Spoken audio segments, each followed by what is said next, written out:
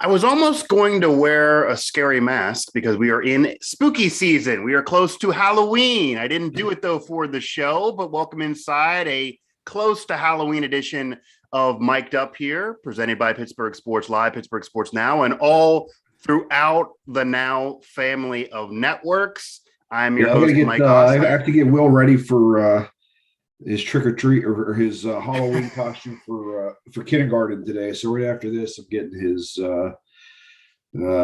mouse costume on. Okay, I So was going to ask what he's being. That's Mike Vukovcan. So your yeah, son's being a mouse? Okay. he's being I figure what is it? One of the shows he watches, whatever. But we're gonna do that right after we do this. Okay, I'm excited. Got to see some Yeah. pictures of that. Do you have do you no wrestler? No one's being a wrestler this year. No, Luke's being a baseball player. He wanted to Okay. get boring and didn't want to get a costume, so he's just going to wear his normal Okay, that baseball outfit. makes sense. Ryan wants to be a doctor in life, so Okay. he has his scrubs on and his all his medical equipment. So we're ready to go. Okay, yeah, you got all ends of the spectrum there. I'm very impressed. Yeah, baseball player certainly fits for him. Again, this is mic'd up here, Mike Asti, Mike Vukovcan, and maybe we'll promise some pictures of the scary people in Mike's life at some point here soon. We're going to talk on our three main coaches throughout our network here: Pat Narduzzi of Pitt, James Franklin of Penn State, and Mike Tomlin of the Pittsburgh Steelers. And for really different reasons, at least one of the three different reasons. Pat Narduzzi proving a lot of critics and doubters wrong. Now a Coach of the Year candidate nationally, which is insane. After only a month ago, people wanting him fired after a bad loss. Turned the ship around, obviously needs to continue it, but were people unfair to Pat Narduzzi? What now is the legacy of Pat Narduzzi, and how much rope has he bought at Pitt because of this season to this point? James Franklin and Mike Tomlin both in rumors about other jobs, but they're both handling it two different ways. What does that mean? Is it possible James Franklin is leaving Penn State? Is he looking elsewhere because of now a season that is not as special for the Nittany Lions? And is Mike Tomlin basically just at the Steelers until he chooses to leave? That certainly appears to be the case right now.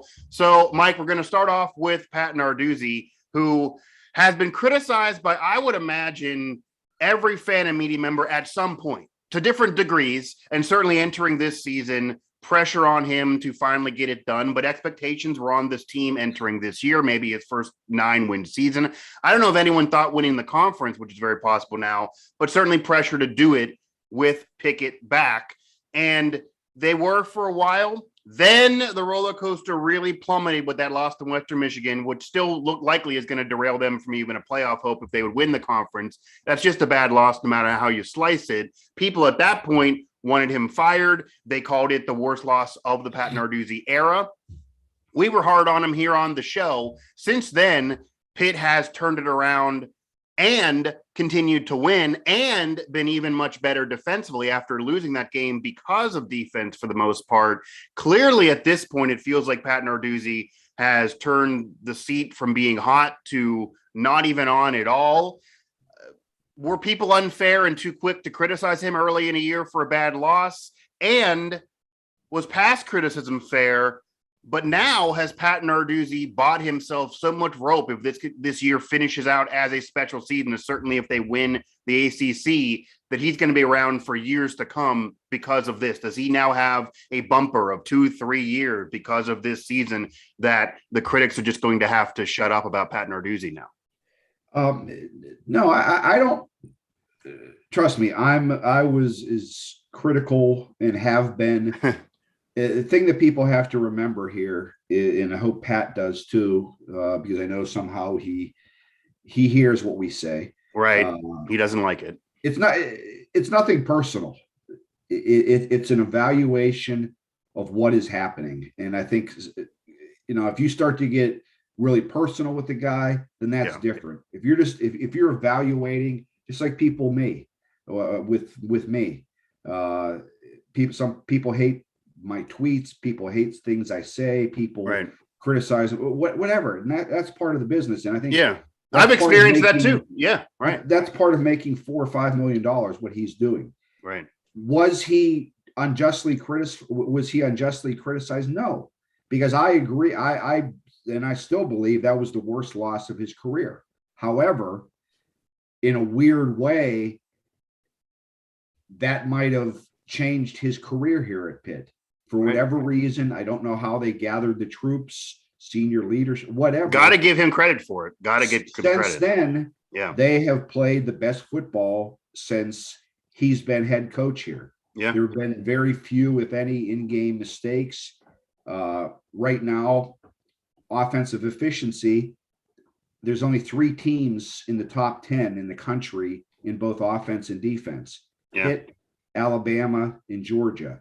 That's pretty good company for Pitt to be with. All credit to Pat. However, the stuff that happened in the past, he deserved to get criticized for. He had Pitt had too many bad losses. Those things happened. There was too much talent, and it happened. But that's okay. That's fine. They've gotten past that, and they're on course here for a hell of a season. But for people unless you're getting personal with the man, no, I don't take back anything I said about him, about what has happened, and if they continue to do well, it's about what you're doing right now, what your team is performing. Right now, his team is performing as well as anyone in the country. Yeah, I think it's really hard to dispute any of that. I mean, you have to live in the moment when you're analyzing, criticizing, reporting, whatever you're doing on a coach or a player in sports, whether it be college, pro, or really any level. It's about what's going on. There are many, many times throughout history, Mike, as you know, that a player wasn't performing, all of a sudden then does, and then embarks on a better career. Or a head coach, Bill Belichick, he struggled early days with the Browns and then has become the greatest coach of all time. At that point, I imagine if we're sitting here in early 1995 with Bill Belichick, there might have been some Cleveland fans saying, I don't know about this unknown guy. We can't get a win. That looks ridiculous now, but you just got to live in the moment. Nothing in the past is not the case that Pat Narduzzi didn't have some blunders in that game against Penn State that fans are probably still going to be wincing over, or have some bad losses to ruin some years, or underachieve at times and not really get any, besides that one year where they did win the Coastal, but then get blasted by Clemson, not really have any of those other seasons be special with how long he's been there. So yeah, he 100% deserves credit for turning this around though. But what I do want to go ahead. And also, I want to say this too. And I believe this in a weird way. There's no way for me to prove this, and there's no way for anyone to disprove what I'm saying. Right. I believe that with what we've seen prior to the Michigan State game, as far as the way Pitt has played under Narduzzi, that if Pitt, the Western Michigan loss, I believe this might have been the best thing to happen to Pitt. Yeah, you told me the other day. Yeah, and I believe that because I just believe that if they would have won that game, I don't know that their focus would have been 100% there going into these ACC games. And they might have tripped up, and this whole ACC, winning the ACC might be a difference. It might be different.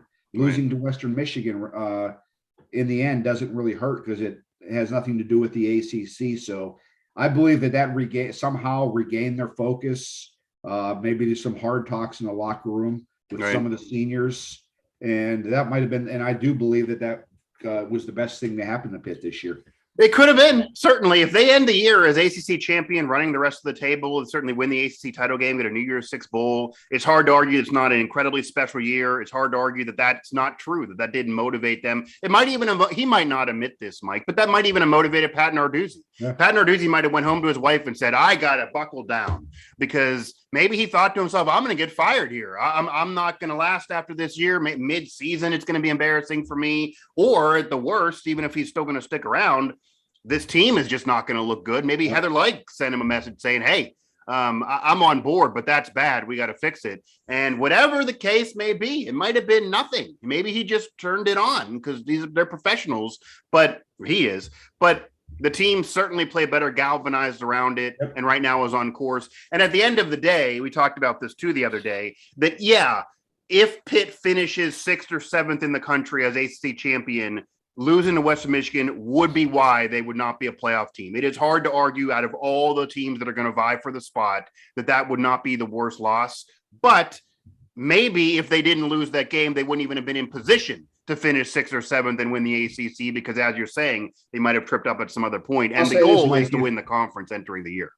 If Pitt runs the table the way they are right now with computers, as far as how highly they're thought of by the computer rankings and all that.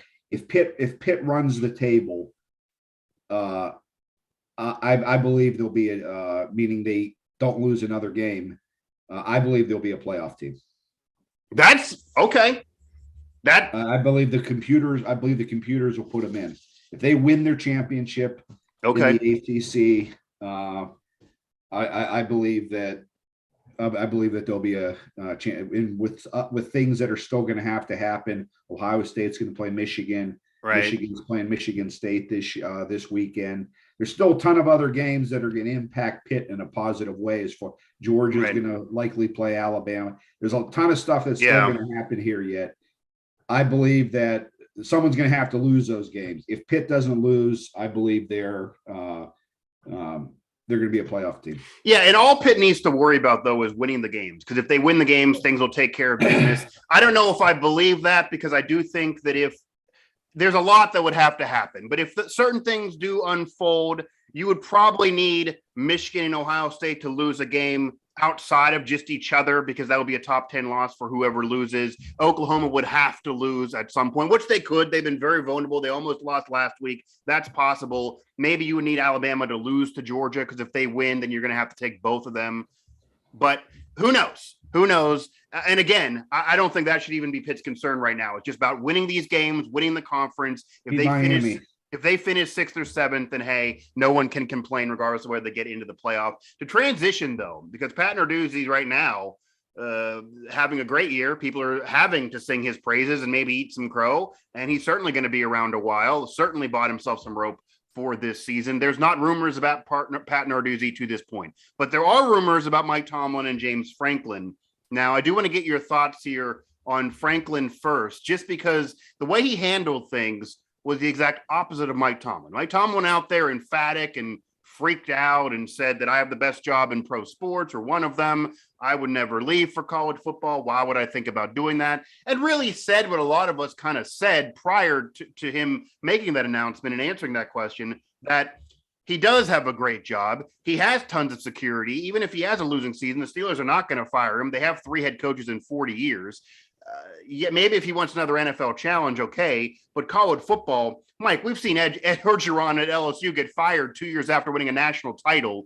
The USC is changing coaches after being the Pac-12 championship to now changing coaches the next season. It's very hard in college football. The pressure to win there at a major program is greater than even the NFL. You're not going to get any kinds of time to get things going. So he's not going to go anywhere. He said that. But James Franklin dances around it. I actually have a video coming on Pittsburgh Sports Live today where he talks about how he hopes his players still trust him, but he wants to keep his private life still private. They need to respect that.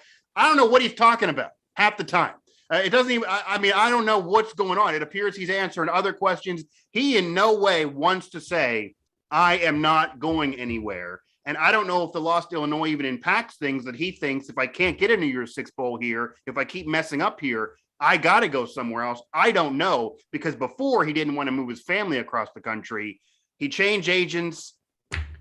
Do you think have it shifted for you at all? Do you think this man now has his sights elsewhere, that he is now sick of the Penn State circle? Or what are your thoughts on the difference of these two and how they're handling things? Tomlin not leaving and Franklin, the door is open based on what he's saying. The Mike Tomlin stuff is a byproduct of media in 2021. The stupidity of shows like First Take with Stephen A. Smith, and right. It's a hot take show, sure. Skip Bay. It's a byproduct of that. That's the only reason that stuff is out there. Anyone with a brain would know that Mike Tomlin isn't leaving the Pittsburgh Steelers. What do you think Mike Carson Palmer's motivation was? Was he just trying to help USC by saying that? Because he's not a first take artist or a hot take artist. If you listen to the interview, he never. I think it was overblown. He mentioned several names too, but yeah, he mentioned names, and he just said it was a name that was probably brought up by USC. When you're in a coaching search, and he said, we're not going to get serious with this until the end of the season. When you're in a coaching search, you throw out names. Oh, yeah. And it doesn't mean that, they're on the West Coast. They have no idea what the Pittsburgh Steeler culture is like as far as the coaches don't leave. Yeah, Palmer may know just from being an opponent struggling, for all those years. Steelers struggling. Ben's going to retire. They thought they could put 2 and 2 together, which is stupid. Mike Tomlin is not, the only way he's leaving is if he gets fired, and he isn't getting fired by the rumors. No. It could even have been that Carson Palmer, because of being an opponent for so many years, players get to know each other. Maybe he brought up Mike Tomlin and said, you should look at this guy, having no idea that he's not going to go anywhere. Right. And same with Ryan Clark. Right. He with LSU. Yeah. Being an LSU alum. That was just dumb. As far as, and it's annoying, it's one of the reasons I just can't stand watching those shows on ESPN, but that's a different topic. Right. James Franklin, I don't know what to make of it. I really don't. It's weird. I said, and I've said this, the only reason I think James Franklin would leave Penn State, and he would never say this, is because of sick of dealing with, and that's why I find it hard to believe he would go to LSU. The Ohio State factor, meaning, does he really believe that he can get his Penn State program better or on equal terms than Ohio State? Is he always going to be the second dog in the conference? And if he's sick of, he's been or third, they're third this year behind Michigan, and even you could argue Iowa, they might be fourth right now. Yeah, but over the course of his tenure, you're right. Yeah, right. Yeah, the course of his tenure, he's seen what's playing out. Right. Even though the recruiting classes are somewhat comparable, he just might believe that Ohio State, and he's not gonna surpass them. He'd never say that. USC, you have a chance to be the top dog on the West Coast. Yeah. You would probably have them to be the best team in the Pac-12. Yeah. So I could see the USC thing happening. LSU, you're fighting the same battle as you would with Ohio State, except on a greater scale. A tougher battle. Yeah. A tougher battle. Unless they pay him, unless they give him the state of Louisiana.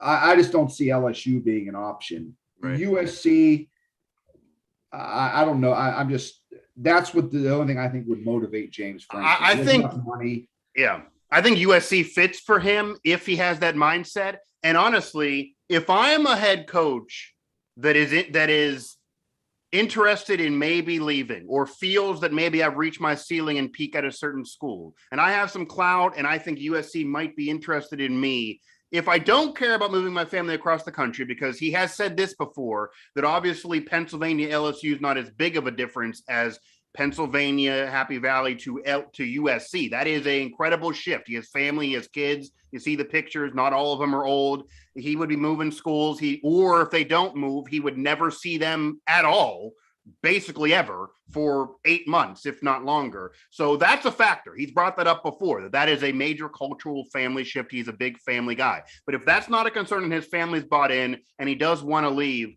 for me, USC is a great job. I get they haven't won in a while. I get that they've even lost in Pac-12 title games that they should have won. I get they've underachieved in recent years. I get there's pressure there, and I get that the early 2000s thing is not going to ever, potentially ever happen again, where they can own a city like LA, because now there are pro teams. That wasn't the case then.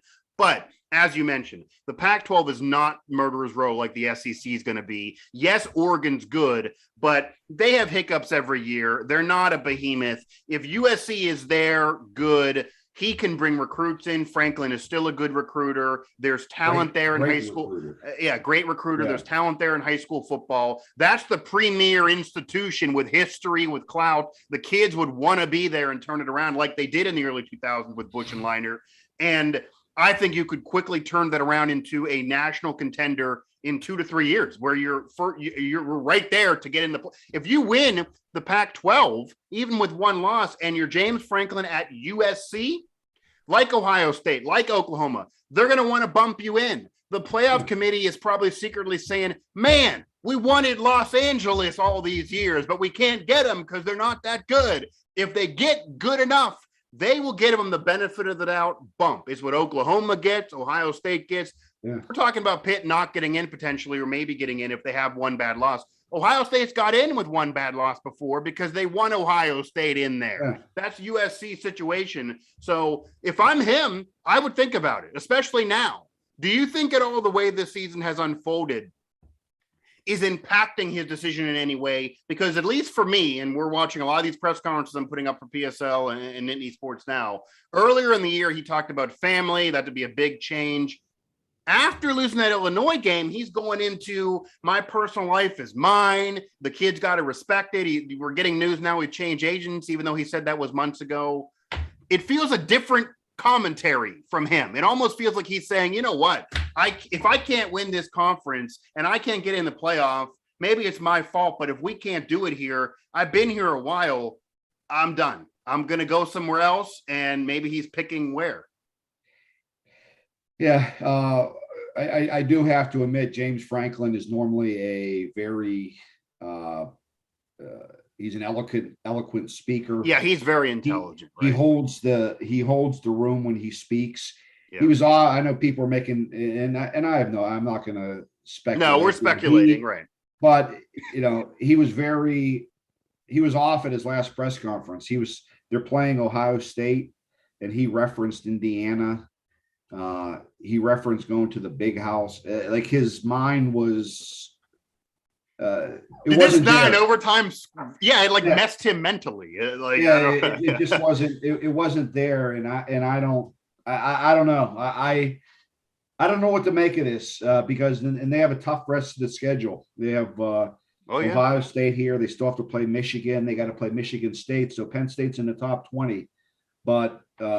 They're going to have to do a lot of winning at the end of the season to finish. And I don't know. You just kind of wonder in his head, the frustration, except for he's a guy that he's a confident guy. He believes he's going to turn things. He could, and I'm not going to even say turn things around because they were never down, but to get where they want to be. And right now they have a great recruiting class. The only thing that would worry me if I was a Penn State fan is that James Franklin has always been able to recruit. They have seemingly a top 10 recruiting class every year.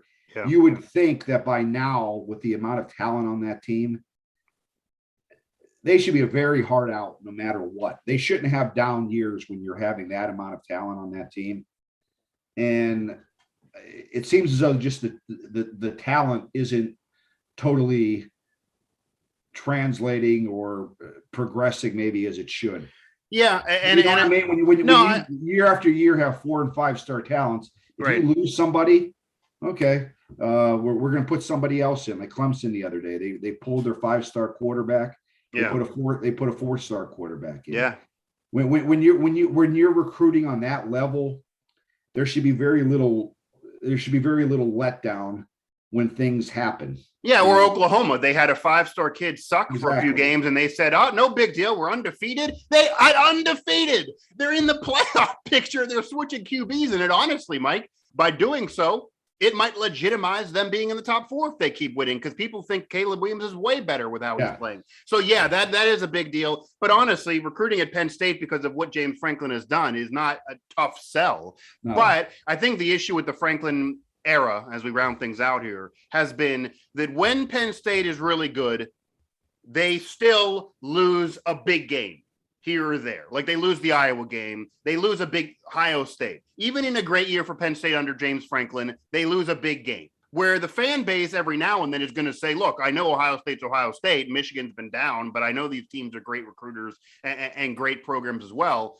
But every now and then you got to win a big game. Instead of having 1 or 2 losses, they want to have 1 loss or 0 because they want to win a big game. It's Joe Paterno's Penn State program. Now this year, he loses the big game, then loses a stinker in 9 overtime, and could easily lose other big games. And I'm sure Penn State fans are cynical. If he would beat Ohio State, there'd be Penn State fans that are going to say, yeah, but you lost to Illinois. Now you're out of the playoff picture because of freaking Illinois. Like, it's hard to appease the Penn State fan, but part of it is he has had letdown games. So he might just be thinking, you know what? I'm sick of this. Even if I win this big game, I'm going to have fans upset because of Illinois. Once he lost Illinois, it does feel like there was a different James Franklin. It almost feels like, Mike, to put it bluntly, James Franklin came off in that press conference after Illinois defeated. He came off like, I don't know what to tell you. Like, and it's very weird for him to spend so much energy on other teams. If Penn State is going to turn this around and be a top 15 team still and even have a chance at legitimacy this year in a great season, his mind, and maybe it's there, I don't know in his mind or him personally, but he's not coming off like a guy who's ready to guide you through 3 top 15 games the rest of the year. That is a hard schedule. Their wins earlier this year might even be overrated. I wouldn't be too confident if I'm Penn State fan right now. Whether I was just shocked, and this another point of what I was talking about the talent level is that the fact that Penn State is a 17.5-point underdog to Ohio State. Like, right. How are you 17.5-point underdog? No, it should not happen. I don't care. No, when you have that type of talent on paper, Penn State shouldn't be 17.5-point underdogs to anybody. Anybody. So I don't know. Maybe Alabama or Georgia, but they shouldn't be 17.5-point underdogs to anybody in their conference. No, including Ohio State, including Michigan, including whoever. No, 100%. And I don't think there should ever be a year where they are too much behind Ohio State and maybe Michigan now in this year that Harbaugh's actually had them turned around into a contender, but certainly not falling into, I mean, they could easily finish this year, Mike, 4th, 5th, or even 6th in this conference, depending on how the year finishes. If Penn State's out of the top 4 in their conference, let alone the top 4 in college football, there's not going to be an excitement around the fan base. Maybe he is sick of it. It's just the way he's answering things. If you want to make it clear you're not leaving, you answer it like Mike Tomlin. If you want the door to be open and the USC to call you still, you do it like James Franklin. Because if I'm USC, Mike, and I want James Franklin, I'm watching this saying, get his number written down. We're going to call him soon because that guy's not staying there. So we will see how this plays out. We have more press conferences to come. He does like to talk. I will definitely tell you that. The man speaks. Very weird press conferences that James Franklin has been holding here recently. But Mike Tomlin's not going anywhere. So never say never, but never. I cannot say never about James Franklin. And Pat Narduzzi's not going anywhere either. So that's that situation too. That'll do it for this edition of the show. We'll preview some games throughout this weekend tomorrow. And then we have a big slate of games coming up this weekend. 3 post-game shows. I'm going to do the trifecta on Saturday. Mic'd Up here, presented by Pittsburgh Sports Live, Pittsburgh Sports Now, on our network. That's Mike Vukovcan.